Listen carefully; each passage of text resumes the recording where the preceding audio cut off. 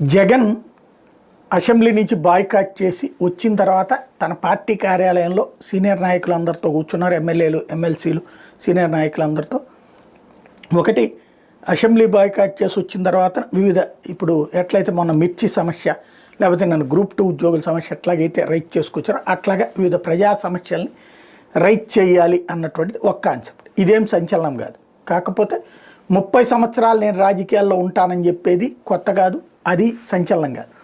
కానీ ఎలక్షన్స్ ఇంతకుముందు అనుకున్నాం మనం 2027కి ఉత్తరప్రదేశ్ ఎలక్షన్స్తో పాటు దేశవ్యాప్తంగా ఒక ఎలక్షన్ జరిగేటటువంటి అవకాశం ఉందంటున్నారు. పార్లమెంట్ ఎలక్షన్స్ కూడా జరిగే అవకాశం ఉందంటున్నారు అన్నట్టు.